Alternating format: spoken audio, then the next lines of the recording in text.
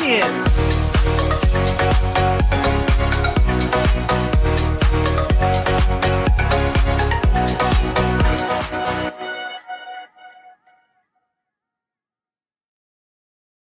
Hello, companions. Welcome to part 3 of Embracing Mental Health as a Fandom. If you don't know me, my name is Rebecca Davis. I'm a producer here with The Companion and a producer and co-fry of Three Fries Short. And I'm one of your hosts for today's event. That is, if you really want to call us hosts. I think you'll find the vibe of this installment a little different from the previous two.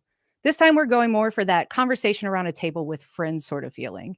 Now, I don't know about all of you, but I've had a heck of a time these past 6 months. Honestly, it's been an emotional roller coaster. I feel like I've been put through the ringer. I've read countless stories that you all have sent in to me that indicate I'm probably not alone in this. What really keeps me going through it is the amazing support I've received from my friends and my community. So, with that in mind, I'd like to introduce 3 people that mean the world to me and continue to help and inspire me daily. First up, she provides hilarious commentary on TikTok, always bringing new perspectives to the TV shows we know and love, and she's one of my co-fries on Three Fries Short. Please welcome Sarah. Hi, Sarah. Hi, friends. I'm so happy to be here. We're happy to have you. Next, she uses her platform on TikTok and beyond to advocate for LGBTQ community and mental health, and she brings that Daniel Jackson heart to every episode of Three Fries Short. My co-fry, Christina. Hi, Christina. Hi, everyone. And of course, our guest of honor, who needs no introduction, but I'm giving her one anyway.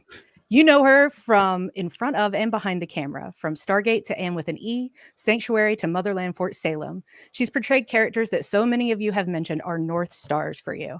And she's given the fandom in this community an amazing rally point in this series, Embracing Mental Health as a Fandom, offering techniques and stories that continue to resonate. It is my honor to welcome back Amanda Tapping. Hi, Amanda. Hi. Hello. It is Welcome, so nice, friends. So nice to see you and be in this space with you once again. It's great to be here. It's we were just talking, I think, full disclosure to everyone who's watching. The 4 of us were just talking about how nervous we are for this one. It's this is going to be very honest and very raw and very emotional, and I think the timing is kind of perfect. I totally agree. Before we deep dive in with all the feels, I did want to give a small financial update. As of right now, we've officially raised right at $20,000 for mental health organizations, and we've split that across between NAMI in the US, Kids Help Phone in Canada, and Mind in the UK. NAMI, the US-based one, actually, it's a huge organization. But even so, our contributions have been noticed. We received a wonderful message from Drew Keaveney. I'm not sure if I'm pronouncing that correctly, so I'm sorry. But he's the manager of donor relations at NAMI. And Lawrence was even sent their year-end impact report as a result of everything we've done. So a very heartfelt thank you from us at The Companion to you, Amanda, and to everyone who has helped financially or otherwise, because I've seen some amazing support given between members of the Companion community. It's pretty awesome what we've been able to do in just these 3 events. Some final logistics, and then I promise we can get talking. We do have a live Q&A segment at the end.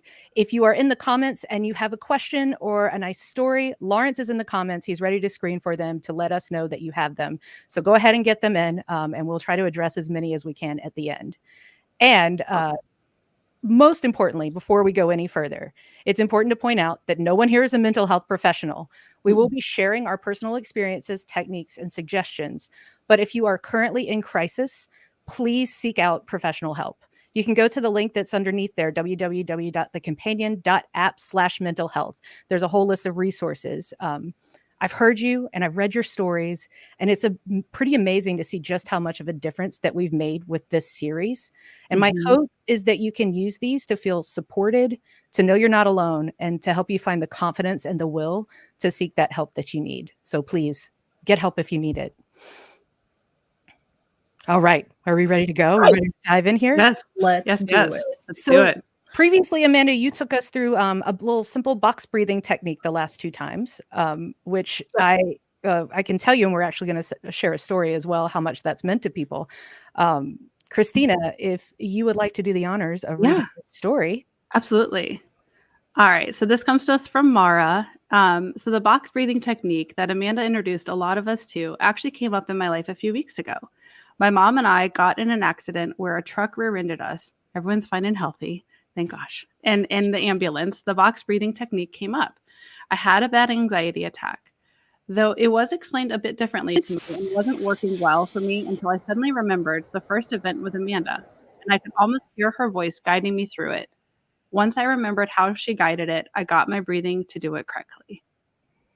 That is pretty powerful. Like, that is pretty amazing. I'm already crying. Darn it. Oh, I 7 minutes. Oh, you got to hold that in. We got more coming. Thank you for sharing that. I'm so glad that it made a difference. I'm so glad you and your mom are okay. Yeah, definitely. Yeah, it's that little Amanda voice in the head just really helping, but it's powerful. And these grounding techniques are so important. And today I have the honor of taking us through one that really has helped me quite a bit. And I'm going to take us through it as a group, which is a little bit more unique than I would typically do this, because this is something that I do to reground myself in my sensory as someone who suffers with, autism, ADHD, sensory overload. And when those panics happen, it is really hard sometimes to even find that calming space. So we're going to go through what's called the 5, 4, 3, 2, 1 method. I don't know if, Amanda, you've ever heard of this or anyone's kind of gone through this before, but I'm excited to take us through. So if you want to bring up kind of the method, I'm going to take us through it as a group. All right. So first thing we're going to do, and this is everyone listening, please take time to do this and engage. This will really help center us, I think, in the right space. So first thing we're going to do, and I'm going to start with myself, is to think about 5 things that we can see. So we're in that moment where everyone's swirling around us and we're not quite sure what to do. And so for me, even right now, feeling a little bit of that anxiety, I'm going to look around and I see a picture that my daughter, drew. I see my cats that are just lurking and staring at me. I see my shoes that aren't fully put away at the front of the door. But then I also see this little Santa Claus figure that I realized I forgot to put away from my Christmas decorations. And then I kind of look around, and then I also see this little snow globe, actually, that's super sweet, that my daughter must have just placed behind me. And that really has helped me feel visually aware of where I'm at. And so the next thing, so I'm going to go through. So the fourth thing we're going to do, or the second thing we're going to do, is we're going to do 4 things that we hear. And Rebecca, I'd like you to kind of take this part to kind of share, what are some 4 things that you hear right now? Sure. I can hear this little, just slightly staticky noise through my headphones. Mm-hmm. I can hear my heater on as well. The hard drive that's here in front of me, and a little bit of squeakiness in my chair going on right now as well. So those are the 4 things that I can hear. All right. So everybody, think of those 4 things you hear. And then Amanda, feeling. What are 3 things? What are 3 things that maybe you're feeling right now? Feel. Should they be physical things I'm feeling, or a feel, like a touch sensory? Yeah, I can feel the really soft cushion that I put under my tush, because I know we're going to be here for a while. I can feel the back of my chair, which gives me a little bit of movement, and forgive me if it's too much sometimes when I get nervous. And I can feel, my desk is this old farm table that I got in the store that I painted bright turquoisey blue, and it's got, it just feels solid old wood farm table. Feel that, and I feel its strength and its history. That's what I feel. That's wonderful.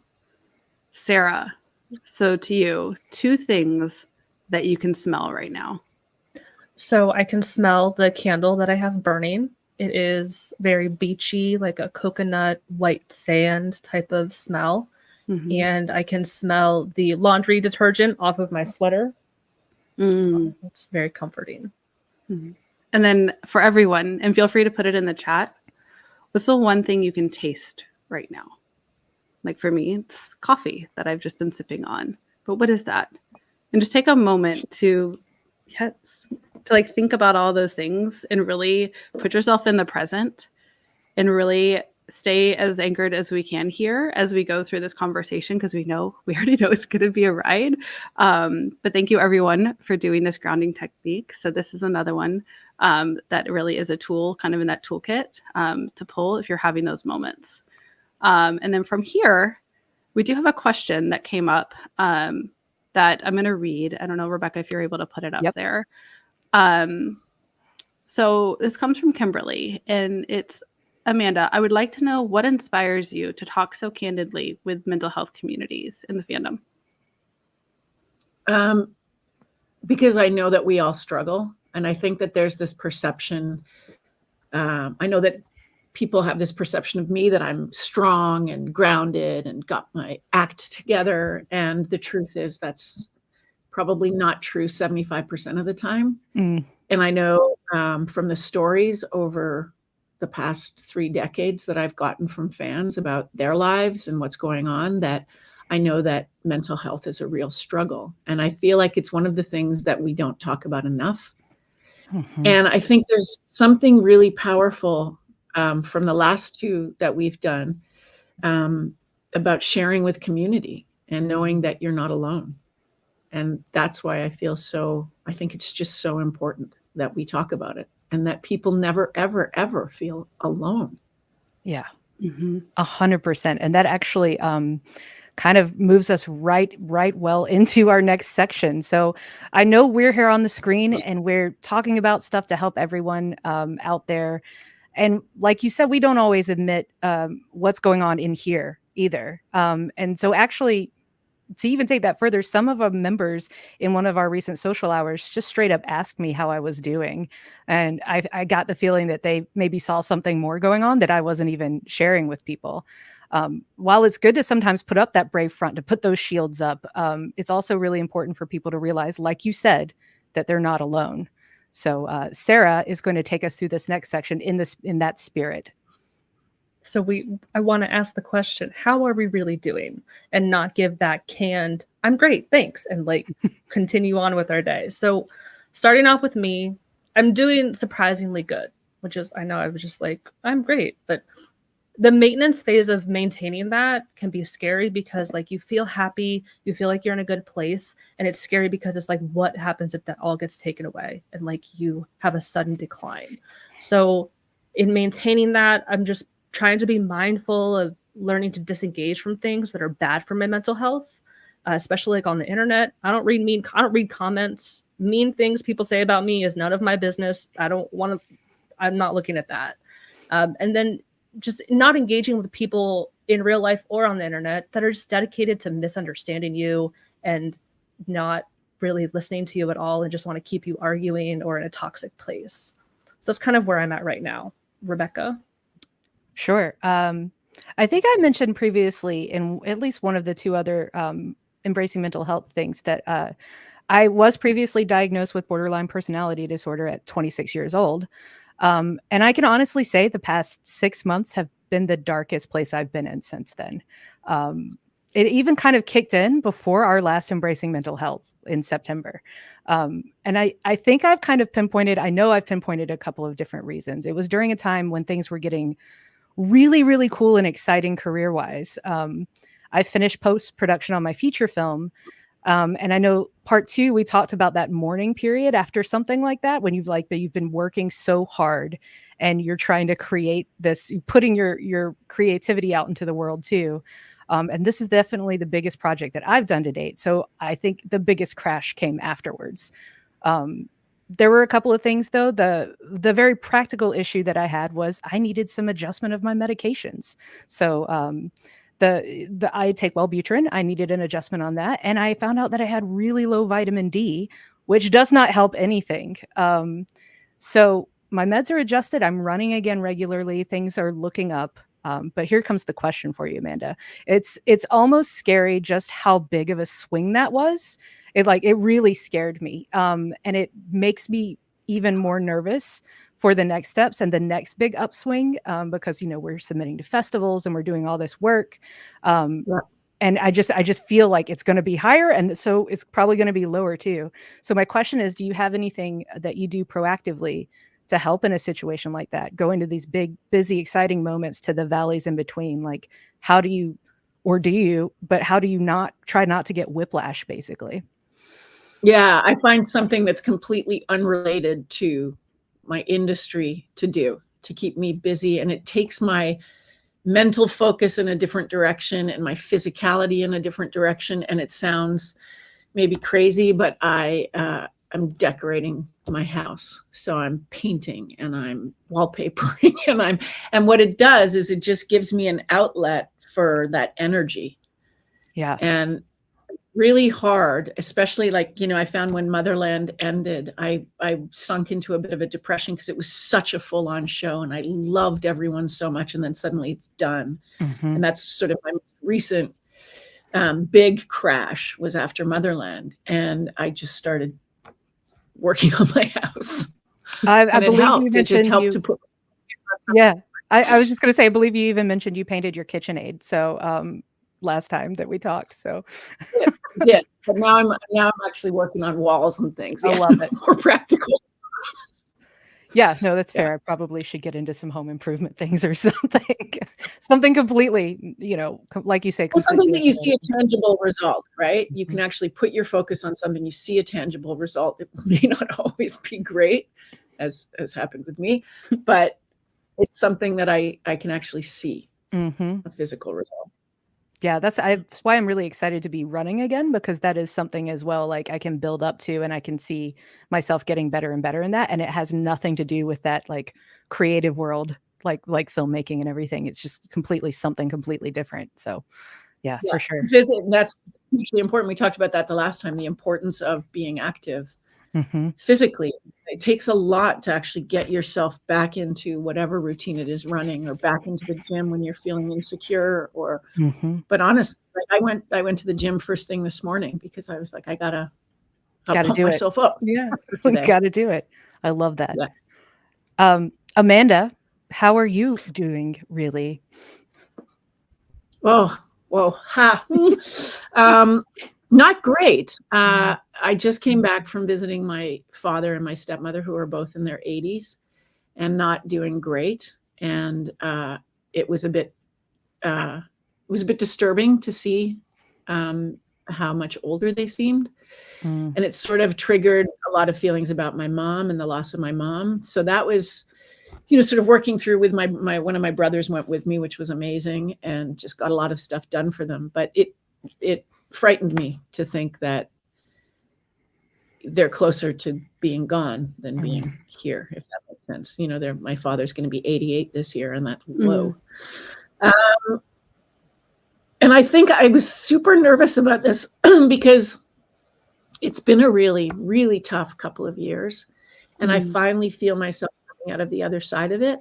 And then I find that there's one little thing that can trigger me back to something really shitty. Yeah. And I'm sure that that's the case with a lot of people. There's those little triggers. You hear a song, you see something, you hear about somebody in your past, and it's triggering. So I find myself having those little moments where I go, oh, no, I don't want to go back down there, and trying to talk myself off of the little ledge that we find ourselves on. I mean, for the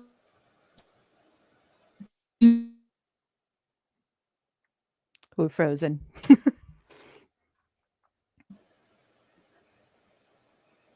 Is she back? I don't know. We frozen. We'll hold. Cue Jeopardy theme song. Here, I'll find some things people are saying in the meantime. Oh, Hermione Felton, the 5432. There you are. There. Some comments up. There. I'm so sorry. We have this huge rainstorm coming through. It's like a Pineapple Express, and it's massive amounts of rain. And I'm hoping that's not kicking up my internet. But I'm so sorry about that, everyone. You're back for now. Oh, we're all good. I was just going to go into the comments and play. Some comments. I'm not going to, jeopardize or monopolize this, rather. But it's been a struggle. It's been a struggle. And then there's great moments of joy that I find myself laughing my head off.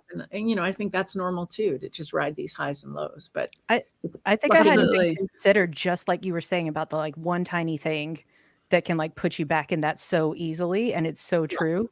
And I hadn't even thought about it that way, but I 100% have felt that multiple times over the past couple of years. So it's, I think just being aware of that will probably help a lot, and maybe help a lot of other people too, just to realize that. Totally. It's huge to be able to say, okay, I know what's happening now. And I know that that was a trigger, and I understand why I'm feeling this way. That alone is huge. Because it doesn't feel like you're suddenly being hit by this 90-foot wave. You see it coming. Okay. All right. Okay. Totally. Yeah. I think though, like also sometimes we don't know that trigger happened. And like sometimes, like even in all the healing, to your point, like even when we're like, yeah, we're good. I'm on this journey. I'm good. I'm in a good space. I know. But then something happens and it like roots itself in there. And the next thing you know, because you didn't see it happen, you're months down the road and you're like, oh, I got to look at this. Something went off course here. And maybe that ties into like the how am I doing? Yeah. Yeah, that was that like works. I was like, that's that is something that I went to. So like in transparency, when Rebecca and Sarah, when this came up about like the how are we doing? I'm like, currently I'm at this space where I'm recoding. Like I think of myself as like this internal programming of like, because the way that I exist in my world and the way that it makes sense for me is I have this inner coding, this inner programming that I operate within because it helps me make sense of my surroundings and my space. And if something gets like a bug in my system, so if something gets off, it can really take me a while to understand what happened. And about this time last year, I got presented with the news that my ex-husband was having a baby with his new partner. And I'm like, that's great. I'm super happy for you all. But that rooted something, and that was a trigger that it didn't take me until October to realize had happened. And from January to October, it manifested something really nasty within me. But now I'm in therapy and like things have kind of repositioned themselves into that point, Amanda, like when you see it and you're like, this is what that is. It makes everything so much easier to deal with. But what happened was I spent the last year in a space where two things were going on. I had to face kind of my birthing PTSD because for those who do know or don't know, because I've shared this in some spaces, you know, I had a really difficult experience. I gave birth to Ryder at 5.5 months pregnant because I developed severe preeclampsia, had a near-death experience in the hospital, and she spent, you know, years off and on oxygen and in a really space. And I got healing for that space of, okay, I have a medically sick child and all that. But what came to bubble and what I'm dealing with now is the aftermath of, is I didn't get the right treatment for the trauma of motherhood and what that did, because that experience in my space of losing the ability to have more children and losing that grieving process. And I was like, and again, I still was like, I'm good. A lot of the complications led to me having to have a hysterectomy a few years ago just to kind of make my peace and move forward. And again, all was good in my spaces of capacity, dealt with it. All was good until I found out my ex was having a baby. And it was that, oh, here we go again. So in the answer of like how I'm doing is I'm kind of in this reprogramming phase. I'm looking at what that is and how that bubbled up and going, how do I make peace with that? How do I still honor myself in this space as a single mom raising my daughter and going through this process while also holding peace and kind of grief over that area and not hold anger on it? Because I think that's the important piece is there's this innocent soul that deserves no anger. It deserves such pure love. But there was so much like weird space there. So that's the how I'm doing. And again, once I shed light on it, because when I didn't have light, when I didn't know what was going on, it harbored a lot of bad stuff. I was really ill, mentally unwell, emotionally irregulated, and it all kind of came to head back in October. And it's like the big bang. Everything. I don't know if anyone's experienced this, when that trauma just really comes forward and you really have to look at it. And especially for me, like it's everything exploded, everything imploded, everything went everywhere. And I just was left feeling like dark in my mind, like the middle of the universe. And it was like, I don't know what to do from here because I have to face it, I have to address it, and I have to rewrite my programming. I have to rewrite what I'm doing with my life. And that kind of brings us into this next conversation around glimmers, because we all get to these spaces where it feels dark, it feels heavy, and we all experience it very differently. But something that helped get me through, and I'll kind of lobby it, and then I think we've got a little story to share. But this idea of glimmers, like without that, like I could not have made it through. And we want to help talk that through with everybody. So I don't know if Sarah, if you want to share this story real quick. Yeah. Throw this story up for us. So this is from Moon. I've been actively working on my mental health, learning mindfulness, and trying meditation so hard with ADHD lately. It has been nice to reconnect with old friends from the fandom I'd lost touch with. I think also just the sense of hearing Amanda and other people share their realities, struggles, and coping mechanisms. It makes me feel less alone. It helps. I'm almost done training to be a volunteer firefighter, and I feel like juggling my full-time job, mountain guide, my other volunteer duties, wildlife rescue, and firefighting brings a lot of extra stress. Learning to breathe and calm myself through simple but effective coping mechanisms like these is super helpful. Once again, that's from Moon. Thank you, Moon. Thank you for all of your service, Moon, too. That's amazing. Yeah. Yes. Thank you. Okay, so I'm going to carry this on to it and then kind of get into some more discussion on the glimmers. So like, I'm very happy to transition out of, like, we talked about a lot of the trauma and the how are we doing. And it seems like a lot of what how we're all doing is rooted in this space of, we have things that have impacted us, but it also sounds like we have some things that we're holding on to, and that transitions us into glimmers. And if you're not familiar with what glimmers are, they're these moments, these small, minute moments that can bring us calm and peace. And it could be like, we're going to go through examples of those and kind of have a discussion, but it's just those little things. It's not a grandiose thing, but it's those little things that we can go, thank you for that. I needed that. I needed that little like breeze to come by, put a little pep in my stuff. I needed that like beat in that song to kind of, okay, I'm good. But we had a really great graphic actually come in from Donna, right, Rebecca? Yeah, that just ironically kind of matched with this. And I think you have it. Yeah, I do. So this was shared to me the exact same day that Christina was talking about glimmers. And I was like, well, if that isn't the best coincidence ever, but here's it's just a nice little way to see it in a graphic form. Today, I learned about a term called a glimmer, which is the opposite of a trigger. Glimmers are these moments in your day that make you feel joy, happiness, peace, or gratitude. Once you train your brain to be on the lookout for glimmers, these tiny moments will appear more and more. So thank you, Donna, for sharing that. And it was such a perfect day for that to be shared. And because Christina started talking about it, and I was like, oh my God, they're like, somebody just shared this with me. I just learned about this. So yeah. It's fantastic. And this is where I have a question for you, Amanda, around this, and we can then go around it is, this idea of glimmers can be a little bit tricky because it's not a one size fits all, right? Like what's a glimmer for me is not a glimmer for you, is not a glimmer for there. So I think this is where some people can get lost in that space of like, someone tell me my glimmer. And we can't tell you that. So I would love to know, Amanda, for you, what are those glimmers in these moments? Like what is over the past few months, what has been a glimmer for you that you could think about? Oh my God, they change constantly. I mean, my daughter is a huge glimmer, just her laughing at one of my stupid jokes. Or when she just laughs and says, I love you, Mom. Or I will be, in a moment and I'll get a text from her. I'll be thinking something, maybe not, super happy, and I'll get a little text, and it's like she's psychically connected to me. And those, she's a huge glimmer. My dog, I sat down on the couch with my dog the other day, and she put her big paw on my leg and looked at me. I was like, oh, glimmer.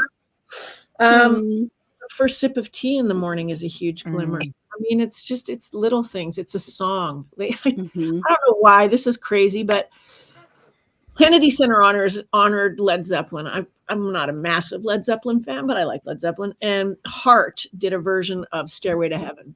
Ooh. And for whatever reason, it brought me such huge joy. So when I'm like on my way to the gym, I put that on. I put Heart's version of Stairway to Heaven, and they had this huge choir in behind them, and it was brilliant. And that like when I feel myself sinking or I need a little boost, for the last few weeks, that's been so I recommend you look it up. I will. the intro. We'll add it to the playlist if we can too.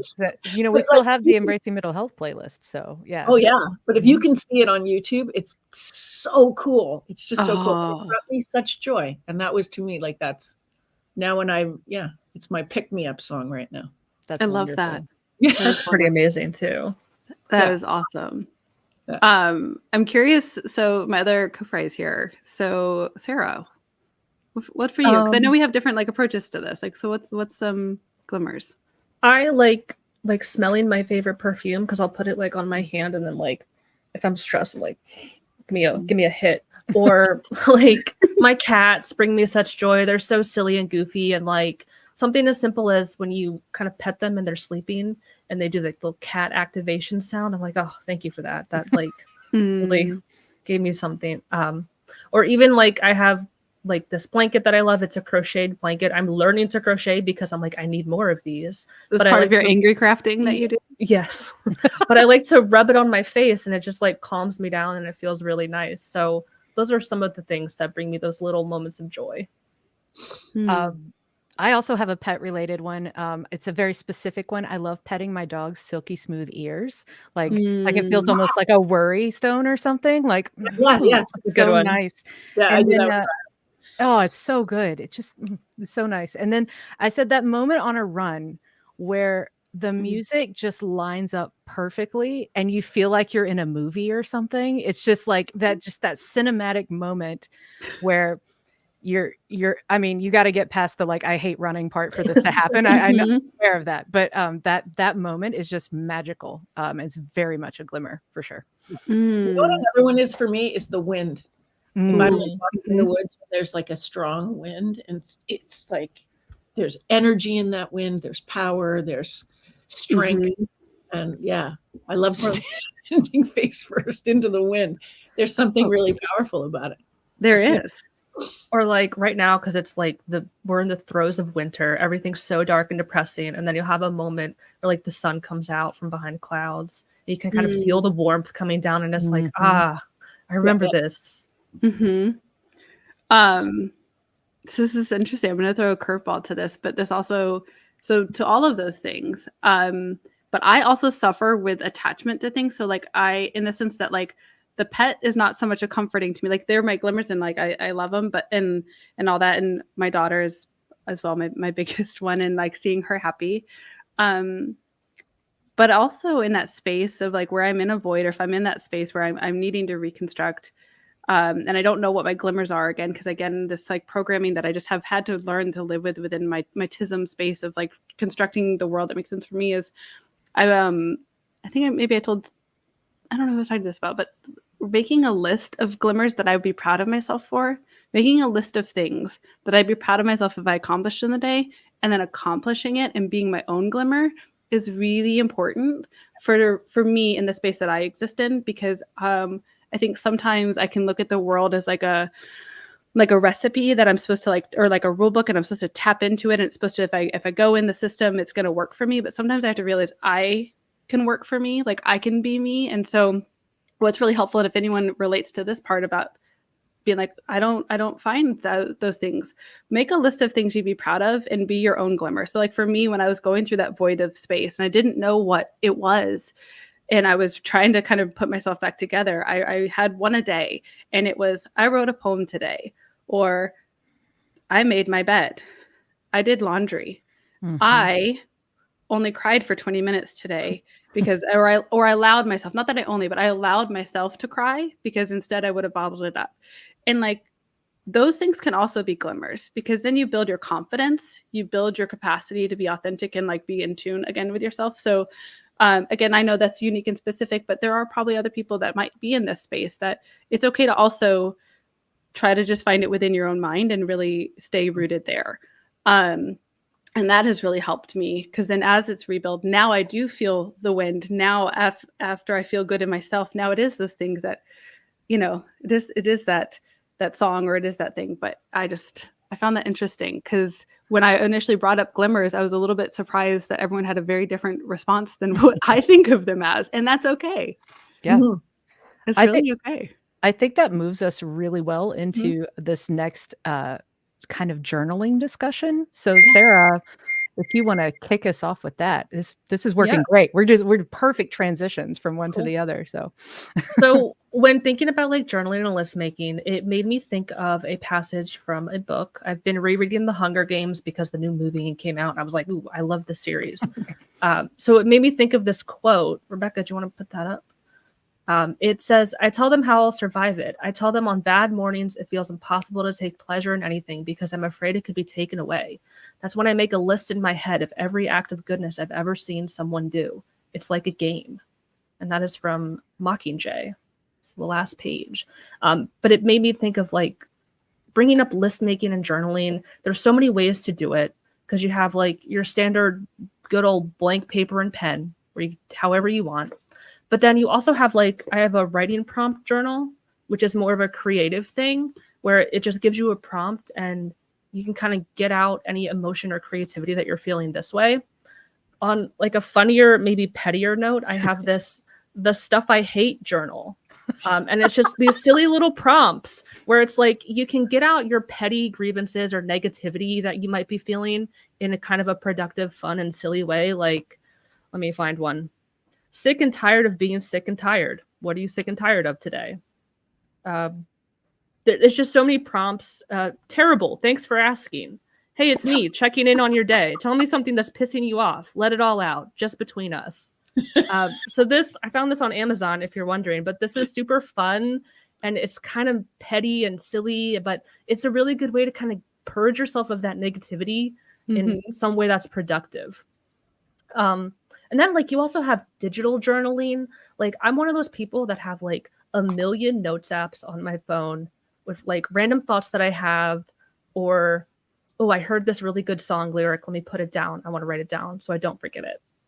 And then as far as list making goes, like I'm big when it comes to work, like list making when it comes to work. If I'm feeling anxious about something, I have so much to do. Oh my God, this, and then this meeting, then I have to do this, and this is due for end of month. I'm like, pause. Let me write a list down and specifically write it down, like that tactile sensation of writing it down on a piece of paper. And then when you look at it, something that seems so insurmountable, it's like so finite on this one piece of paper. And then you can check it off as you do it. And then you get that feeling of accomplishment. Like, I did it. I'm done. It's finished. So let me pose the question back to you guys. How do you incorporate journaling or list making or anything like that into helping your mental health or kind of keeping you on track with your mental health? I'm a big list maker. I always have been. Yes. I love a good list. I love ticking off that list. And it also helps me feel like I have control of the day.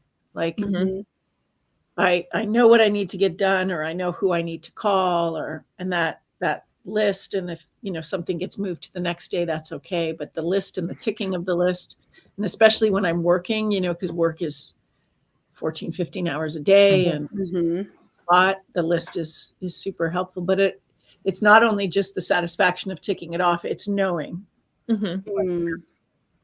And then it doesn't feel so overwhelming because I can see all the points of what I have to do.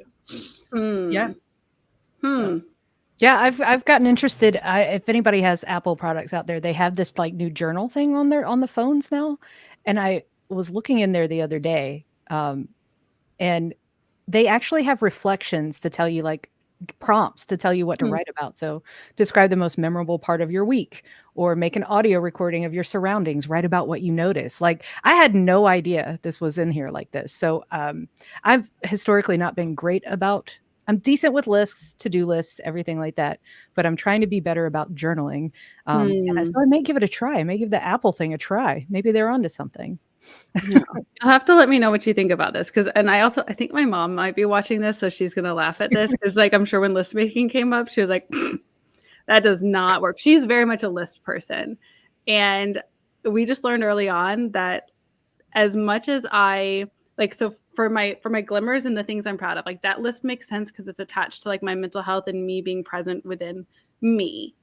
But if it's to do a task, I will not. If there's a list in front of me, it's almost the opposite effect. It's like, nope, that is going on the never going to do list, because as soon as it got declared it had to get done, it's not going to happen. So I have to like gamify it for myself. I won't. If it makes it to a list, it will never get done. So I've learned I have to make of all the things that don't need to get done and trick myself into it. It's like later in life, learn, no, 100%. Like if I really actually need to get like packing done for my upcoming move, that should be nowhere on my to-do list. But what should be on my to-do list is like, I don't know, like reorganizing my daughter's room, because by default, I won't reorganize it, but I will start packing. So there's these things that I've had to learn to gamify. But I remember, and this is kind of funny about the list making, is that I remember a teacher telling my mom that it doesn't matter. Like, I'm going to do things on my own time. It doesn't matter if you tell me when it has to be done, how it has to be done. If it has no value to me, if I do not understand the impact, I will not do it. But if I understand the impact, if I understand the story, then I will do it. And so that's where, for the list making or the journaling, I have to tell stories to myself about how and why they matter. And then I can do it. So for me, it's a little bit more complicated because I have to have kind of layers to it. But again, it's for me, I have to have the story. It can't just be a task. So, just to let everybody out there know, we do have a social hour after this, like we usually do. And this one, actually, Lawrence is going to take everybody through some journaling stuff. So here's my little plug for the social hour. I'll mention it again, and there will be links for you to go to. But if anybody wants to learn a little more about journaling, bring your supplies, whatever you want to write on, and come join us in social hour, because I think it's going to be really, really interesting. Come join us. So I'm gonna move us right into this other kind of topic that I think is really important to talk about, and also we've gotten a really good question from a member about it, which is workplace and other places that you can't escape, and dealing with your mental health in those spaces. And I know, Amanda, I think most of the people probably out there in these comments have watched your Bite the Bullet interview, and I have. Yeah. I'm sure you have received them. I've received them in my inbox for this event, people talking about how much that interview means to them and how they watch it when they are going through things. How do you feel about that? Did you know, like, this little interview was going to just be so important for so many people? No, I had no idea. It was really interesting because Farah, who's amazing, was like, what do you want to talk about? What do you want to bite the bullet? And there was all these things came up, and I said, I really want to talk about self-worth. And she went, oh. And then as I started to write out what I wanted to say, I realized just how much of an impact certain events had on my self-worth and my self-esteem. And then it suddenly became super easy to talk about it. Like suddenly I was like, oh, I can really speak to this. And I didn't realize just how impactful it was for me to say those words. Like it meant a lot for me to be able to actually articulate it. And so I'm glad that people got something out of it, because as I was doing that, it was an amazing day with Farah, but as I was doing it, I was like, oh. So I'm glad it had the effect, because it actually affected me in a really positive way to be able to talk about it.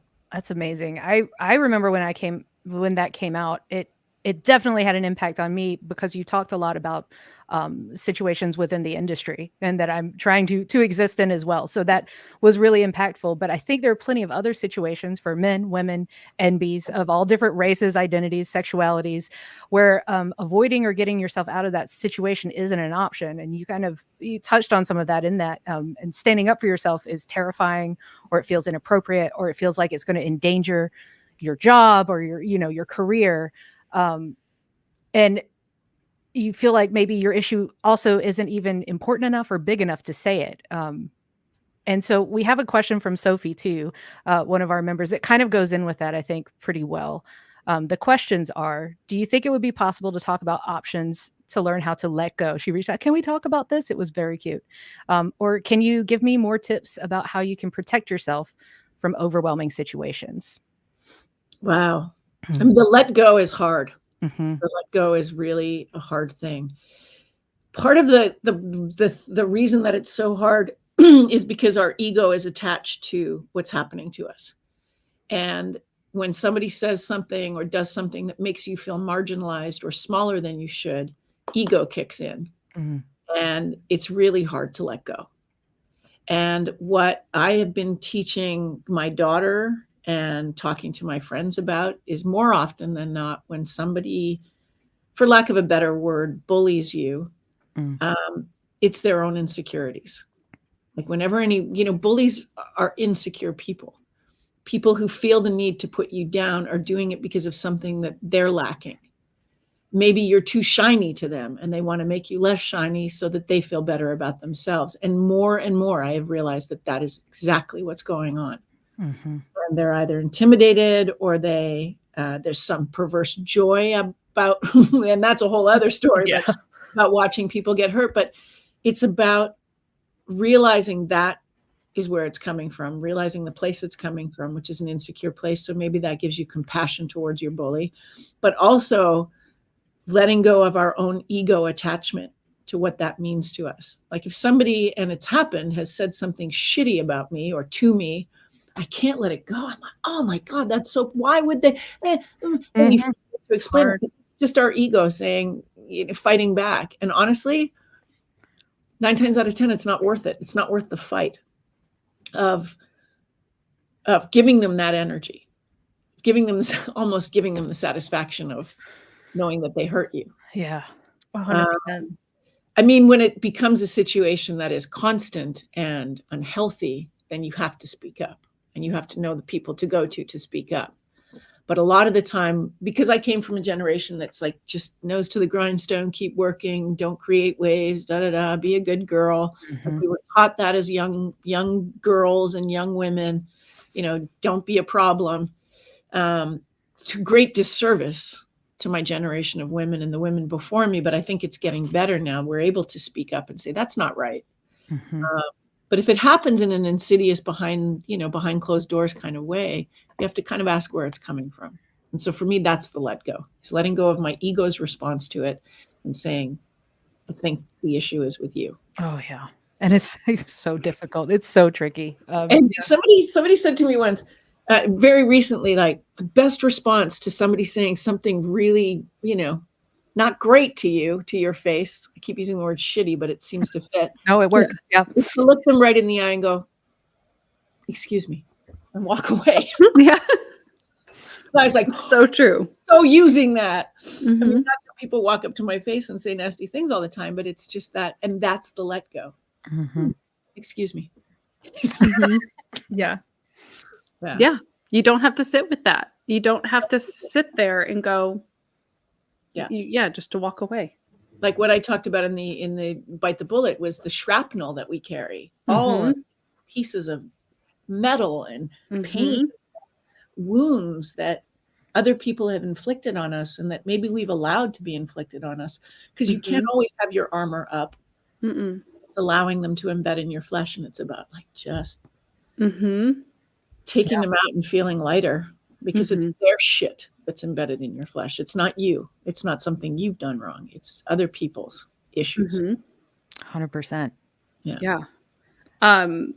This is a little bit rogue, but as on par, but this just triggered something that Amanda, actually your voice was in my head on something very recently about that, pulling that out and what we were willing to accept. I recently departed a friendship and drew a boundary line because this person, this individual, this man was borderline on some things that just weren't sitting well with me. And it was like, historically, I would have sat there and been like, that's just locker room talk. Oh, that's just this.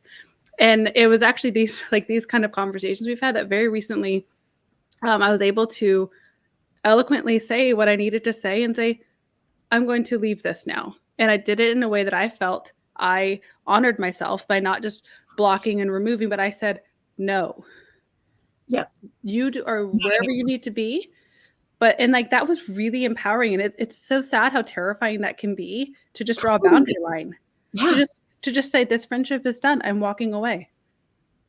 And that was, but these chats have helped build that in me to go, it's okay even to exit. I don't have to sit and take it, to your point. Yeah. And it doesn't make you a bitch. I've actually released a very toxic person recently and just went, whew, wow. And not being afraid that, my phone would buzz and there'd be a text or there'd be something that would trigger me right back into that PTSD feeling of not being worthy, or what are they going to say now that's going to make me feel guilty? What passive aggressive thing is going to come flying at me, and just blocking it. Yeah. Yeah. And then realizing like 3 months later, going, oh, that's not happening anymore. And wow, what an amazing thing. It does. It's really about protecting yourself. And like you said, setting your boundaries. For sure. I think it's also worth saying too, like Christina, I think it's really brave that you feel the need, you felt the need to explain to that person, like, hey, I'm drawing this boundary. I'm not okay with this. But I think it's also okay if you need to protect your mental health and protect your peace. You don't owe people an explanation all the time. You can just exit a friendship and be like, I'm done with this. 100%. You don't owe that explanation to somebody. 100%. Or owe them. They won't get it necessarily, right? Yeah. They won't No. And, or they'll turn it against you, if you're dealing with a narcissist or Exactly. And like, I think coming from a place, and Sarah's been my sounding board for some of these things, because sometimes I need the Sarah hot take. So Amanda, she's the one, if I need that, like, okay, we're gonna have a real talk about how this gets handled, but like I go for a Sarah hot take. That's what I get. And it's here's what I need. But what I have learned in those spaces is to not say it because I need them to respond. It's to say it so that I can find my voice. I don't care what they say back. I don't care. It's not about that. And so, to your point, Sarah, yeah, you don't owe anyone explanation in that case. It was more about me saying and feeling confident to say, and then going, excuse me, and bye. Yeah. And now I'm done. I love that. I hate to like keep moving us forward, but we're getting close here, and I do want to allow time for some live Q&A. But before that, Amanda, we started after our last time with you. We started this tradition where we have a previous guest ask a question to the next guest, and they don't know who it's going to be. They just ask a question. So I have a question from a previous guest on our show, and after that, we can answer it, and then want you to think about a question for the next person who you will not know who it is. So let's listen to the question first. It's from Juan Carlos Cotto. He's the showrunner of 911, actually. So I will ask a very pedestrian question, but I think it's a pretty good one, which is, what teacher changed your life? Ooh. Wow, I have a few. I had some pretty incredible teachers. Changed my life, probably one of my professors at university who rode me so hard and made me feel like I was completely not a good actor, and did it because she wanted to push me, because she saw something in me. In fact, it happened also with an acting coach of mine who just passed away, David Rotenberg, who in his first class eviscerated me. I just thought, oh, I'm never going to go back there. And the lesson was, when people push you so hard, it's really, I just thought he hated me. And it turns out that he saw something in me that I didn't see in myself. And so I guess ultimately I would say David Rotenberg was the teacher who pushed me. I love that. To believe that I was capable of more. Yeah. And then when you're pushed that hard, you find that you can rise to the occasion. Yeah. I mean, I stopped going. Like I finished the course, and then I was like, I'm never going back. The guy hates me. And he called me and said, you didn't sign up for my next class. And I'm like, you hate me. Like, oh, get your ass back in here. And I was like, oh, okay.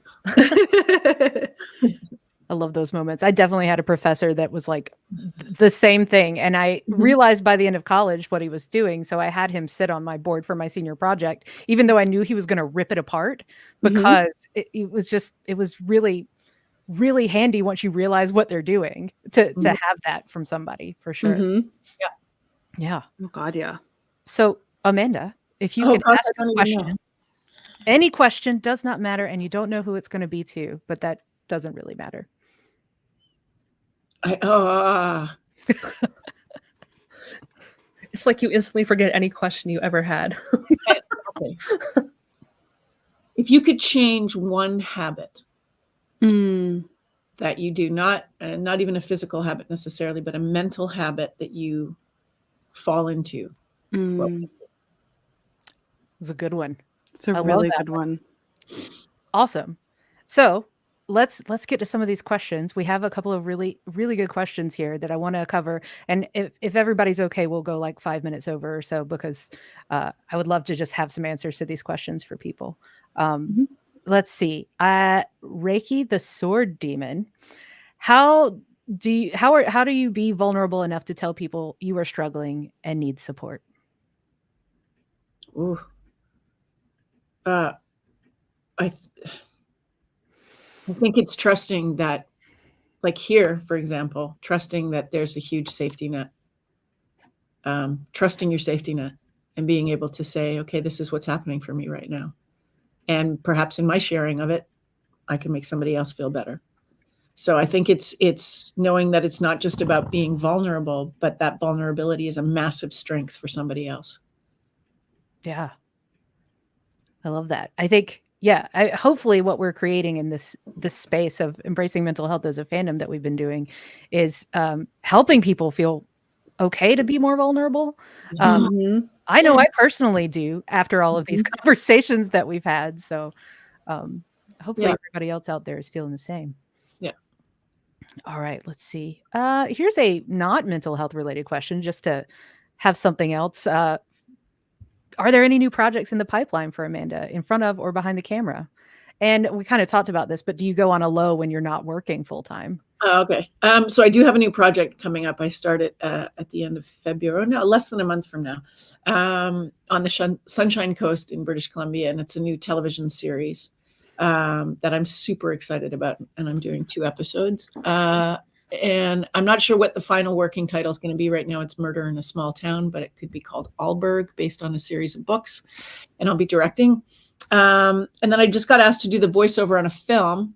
Ooh. I'm not sure I'm allowed to talk about, but anyway. And nobody say anything out there. Don't spoiler alert. Yeah, shh. Yeah, those are the 2 things coming up. I have one big job that I'm not even allowed to talk about, but I was approached, and if I get it, then you'll all know I'll be screaming it from the rooftops. Oh my gosh, I can't wait! I can't wait to hear. Yeah.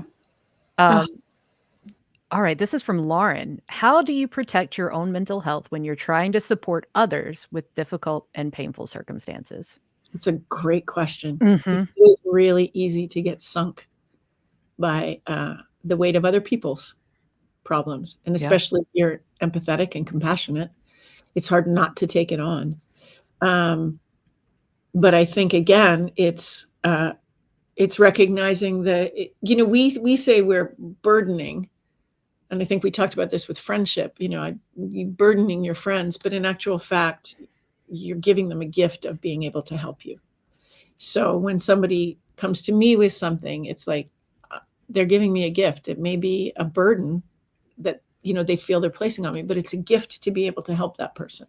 So that's the protection, in knowing that it's a reciprocal agreement, right? That it's not, oh God, somebody else's problems. It's like, well, maybe I can actually help that person. And there's something really great about being able to do that.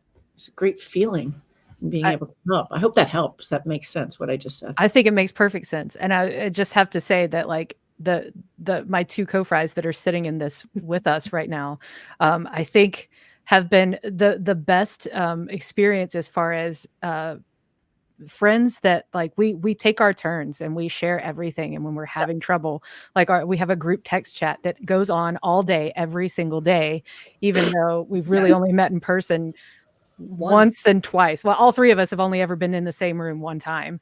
But it's been amazing to have that. And I know I personally feel the same way you do, Amanda. Like, when people come and say things and ask me for advice or help, with these 2 do, I feel great that you've asked me, and I think, I don't want to speak for the 2 of you, but I feel like it goes all around.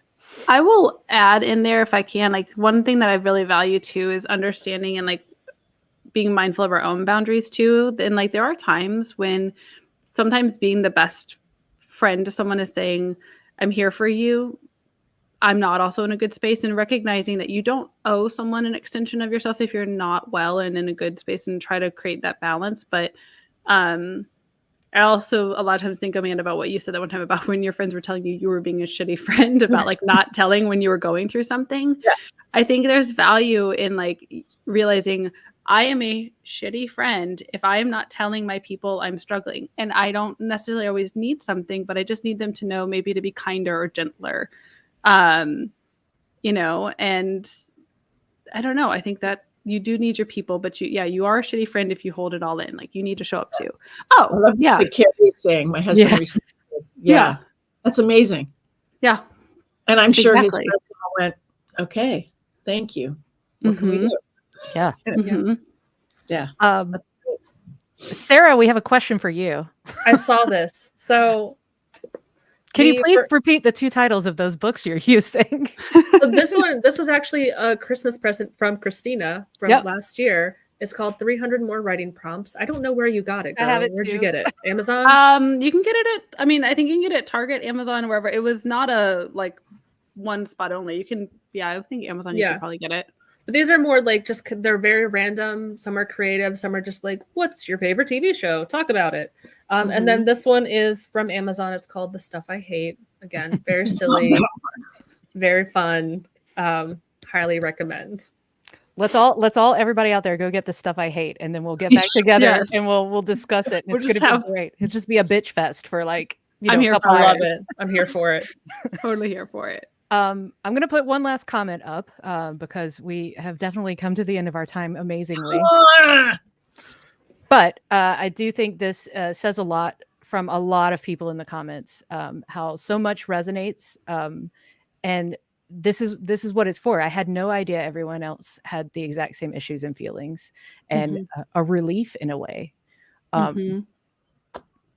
What do you all think about that? Because I agree with that. I just love to hear exactly why we do this. Yeah. Really, right? Like, I don't know that we ever set it with a clear mandate, but just to make people feel less alone. Yeah. Because you're not alone. No. And I think creating, like, this is such an incredibly safe space, because to bring it back to what you said at the beginning, people are writing in and sharing more and trusting more. And Amanda, this has been the best gift.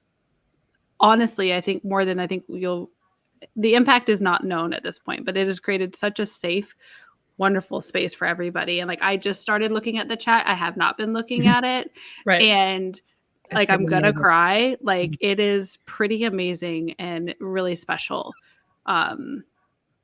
Because it's not easy to it's not easy to make people feel safe sometimes. No, and it's not easy to feel safe. I mean, it's really funny when I first started talking with the guys at the Companion, and they were like, what do you want to do? Like, what do you want to talk? Like, what, and I just went, mental health.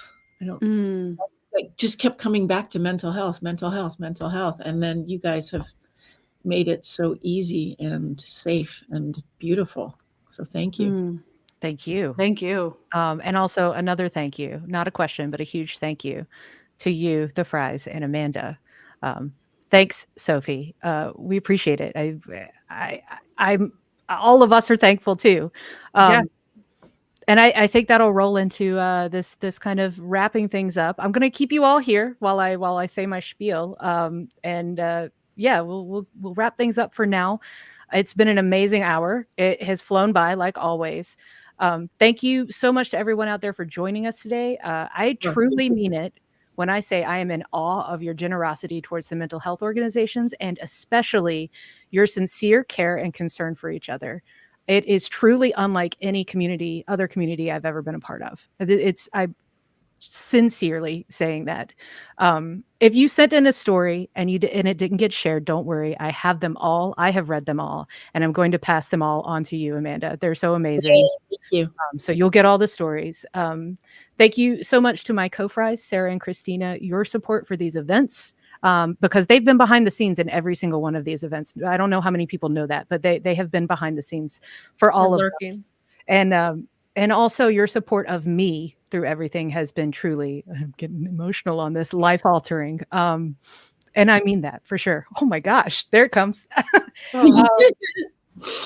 And of course, I'm sorry. That's what I try to do when I get emotional. I try to quickly move past it. So I'm sorry if I'm rushing. Sit in it. You're good. Sit in it for a minute. You're safe. It's good. Ooh. And of course, thank you so much, Amanda. You're not only willing to have these conversations, but like you said, you are the person who wanted to have them in the first place.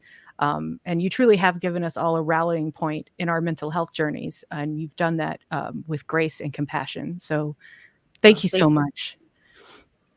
Thank you for facilitating it. Happy to every time. If you have a green room, this is for everybody out there. If you have a green room spot, or you want to join us for social hour, and do the journaling thing, you can head over after this to the link. It's in the description. It's also going to be on this end card that I'm going to pop up. So, but it's go.thecompanion.app/getsocial. Everybody's going to be in that one Zoom call, and we're going to do our breakout. So if you're a green room or you want to do social hour, hop in there. Give us a few minutes, maybe about 15 minutes if you need to grab a quick snack, a break, whatever, and then head over to that link. And please be patient when you get there. We're going to work as quickly as we can to get everybody admitted to both as quickly as we possibly can. If you're not a member of the Companion, consider joining. Right now, we have a January Blues offer going on. So you can get the whole year worth of events for $19.99. Or you can at least sign up for our free newsletter where you will receive some awesome content and announcements. And I have it on good authority that we have some really exciting stuff coming up. So make sure you know all about it by subscribing. And thank you again, everybody out there. It's been amazing. Once again, any final thoughts from anybody else before I wrap it up here? Come see me in Basingstoke in May. Love to see you, because it's not going to be me. The 3 fries are going to be there as well. Come see all of us. I'll be there. Going across the pond. Hop in the pond. Thank you so much, everyone, and we will see you next time. Thank you, Bye. everyone. Bye.